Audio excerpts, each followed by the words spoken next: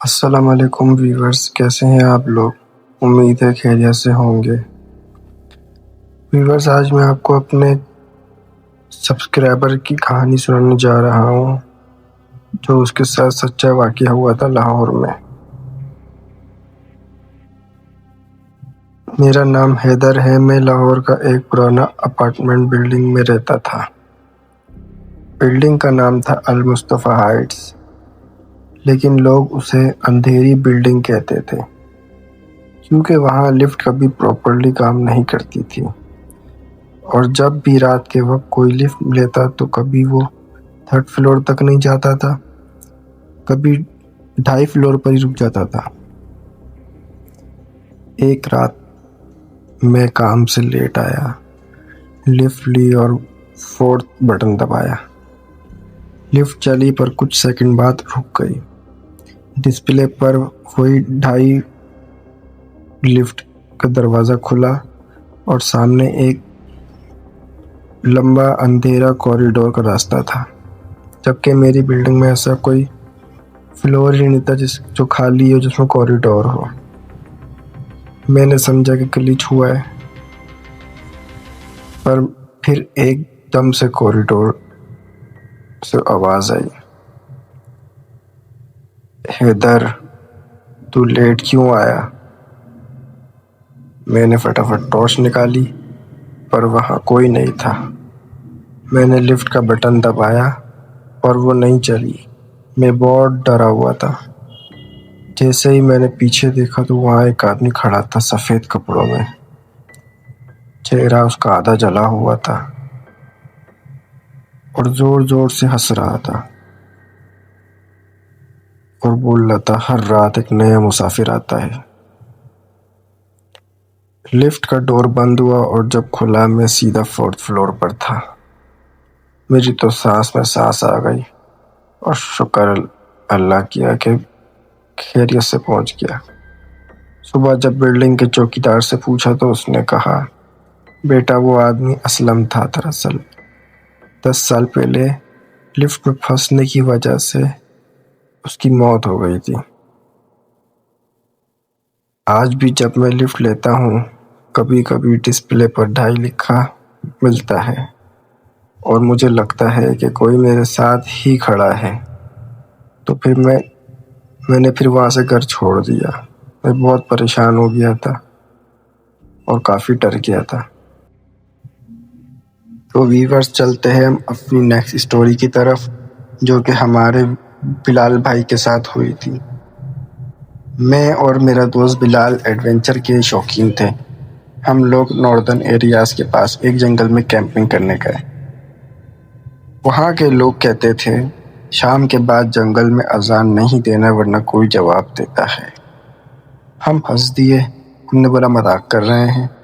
رات کے 12 بجے تو ہم نے آگ جلا کر رکھی تھی۔ تب بلال نے کہا، میں اذان دیتا ہوں۔ تو میں نے کہا، دیکھو لوگوں نے منع کرا ہے یہاں پہ اذان دینے کا، پر اس نے ضد کری کہ اذان دے کے دیکھتا ہوں کیا ہوتا ہے۔ اس نے اللہ اکبر بولا ویسے ہی پورے جنگل میں دوسری آواز نے اس کا جواب دیا، لیکن وہ آواز انسان کی نہیں تھی، بہت پتلی اور عجیب سی آواز تھی۔ ہم دونوں کا رنگ اڑ گیا۔ ہم نے ٹارچ ادھر ادھر گھمائی، کچھ نظر نہیں آیا۔ پھر ہوا ایک دم رکی، آگ خود بجھ گئی۔ تھوڑی دیر بعد ہم نے دیکھا کہ پودوں کے بیچ سے کوئی سفید جسم چل کر آ رہا ہے، لیکن اس کے پیر زمین کو چھو نہیں رہے ہیں۔ اس نے ہمیشہ کے لیے بس اتنا کہا، جو آواز دی اسے جواب مل گیا۔ اگلی صبح ہم نے سب سامان چھوڑا اور وہاں سے بھاگ گئے۔ وہاں کے لوگوں نے بتایا وہ آواز شیطانی جنگل کی ہوتی ہے جو صرف ان لوگوں کو بلاتا ہے جو اذان کا مذاق بناتے ہیں۔ اس دن کے بعد بلال نے کبھی اذان نہیں دی اور کبھی اس جنگل کا نام بھی نہیں لیا۔ تو ویورز، چلتے ہیں ہم اپنی نیکسٹ اسٹوری کی طرف، جو کہ ہماری ایک ویورز اریبہ کے ساتھ ہوئی تھی۔ میں ایک نرس ہوں، لاہور کے ایک پرانی گورنمنٹ ہاسپٹل میں ڈیوٹی کرتی تھی۔ ہمارے ہاسپٹل میں ایک سائڈ کا وارڈ بند تھا، 13 نمبر وارڈ۔ کہتے تھے کہ وہاں پر ایک ایکسپیریمنٹ چل رہا ہے،